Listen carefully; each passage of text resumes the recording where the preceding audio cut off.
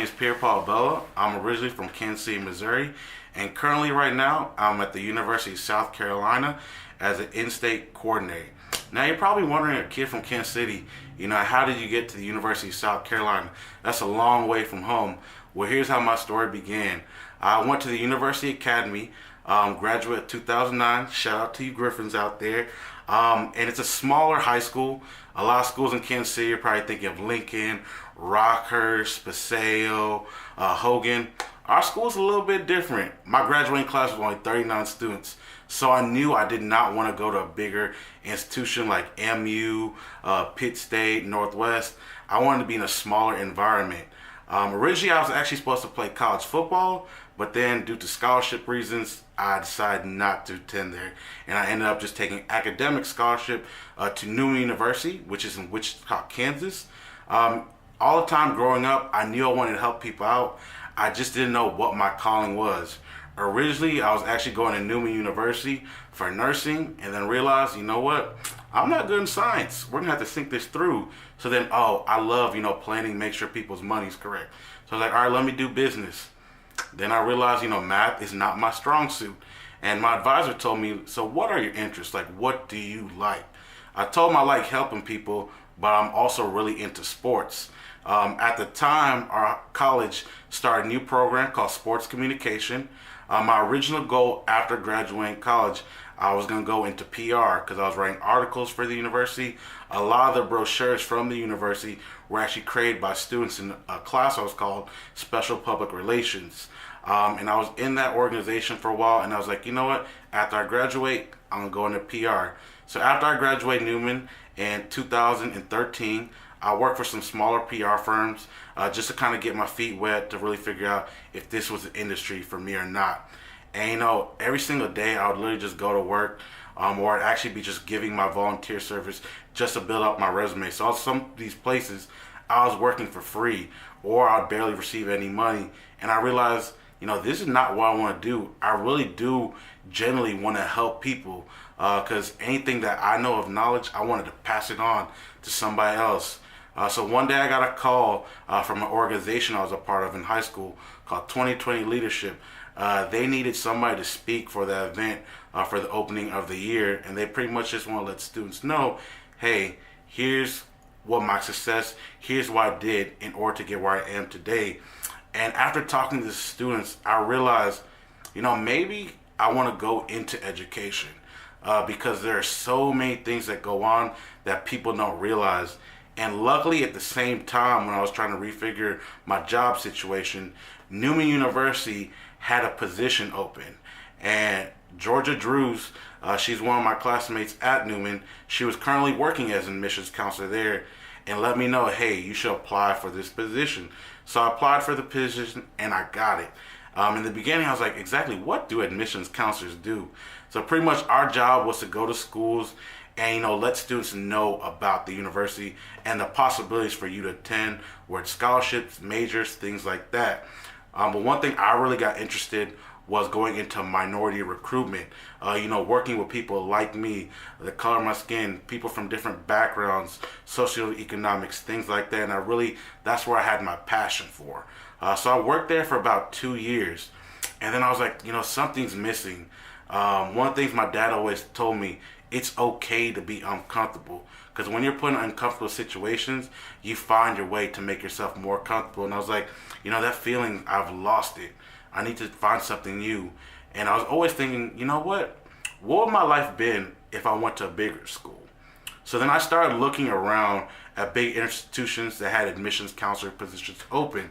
It happened to be the University of South Carolina had admissions counselor position open, and at the time my brother was actually working at the university. It's very interesting because my boss that hired me, she's actually originally from Kansas City, and she actually got her master's at Wichita State. So just kind of funny how, like how small world it really is. And so she kind of told me, coming from the Midwest, the educational system out here, it's a lot different. And even though there was a lot of things going on in Kansas and Missouri that we felt really saddened about how there's a very racial divide when it comes to education, she gave me the heads up, it's even worse in South Carolina. So one of the things I started doing is I actually recruit in probably the most impoverished areas of South Carolina. And just helping these students understand higher education is applicable for all students. No matter where you come from, no matter what high school you went, it is a possibility. It's a journey that everybody has the opportunity to take. It's just you need to put the work in it. So even your freshman year, you got to act like it's your senior year of high school. So, make sure you're studying. And the biggest thing I always tell students, ask for help. It's okay to ask for help. Throughout my high school year and my college year, I would always talk to my advisors. I would go to tutoring because there's no one right way to the answer. There's so many ways. So always ask for help. Now, when it comes to the college process, there are different ways. Now, a lot of students probably think, oh, I'm just going to go to school that one of my friends went to or my brother went to because I already know how the university is. One of the things I always tell students is create your own path. I actually have two older siblings. Both are doing well in their careers. I thought about going to schools that they went to and maybe possibly pursuing those paths. But you know what? My path is totally different from them. I was lucky enough to have them around to give me advice when I was down or didn't know what to do. But at the end of the day, I created my own path because I'm here at the University of South Carolina working with students.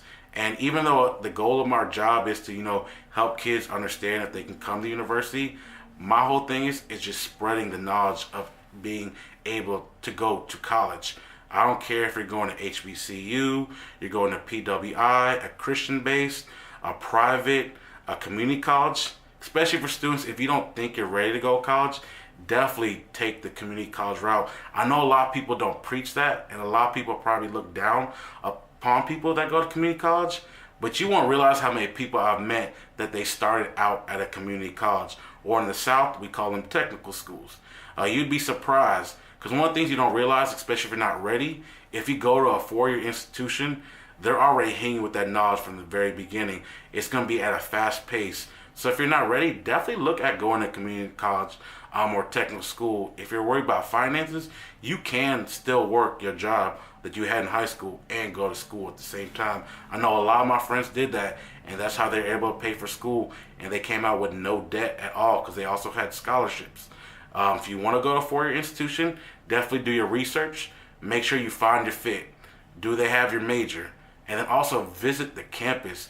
You want to make sure you can see yourself going there for the next 4 years of your life.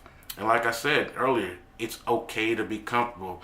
Growing up in the Midwest, I thought I was always going to stay in Missouri. And for the longest, I tried to get back to Kansas City.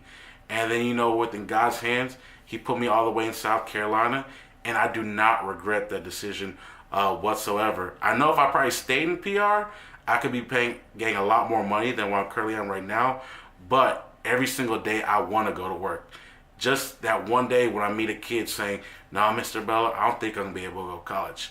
You won't realize how many scholarships that have helped students outside the university. Right now, we're in college application days. And so just helping students understand the whole process and that no matter where you're coming from, you can accomplish your goals. I'm one of the people that was able to accomplish my goals. So I hope you can do the same. Once again, this is Paul Abella from the University of South Carolina, and that's why I'm a first-round draft pick.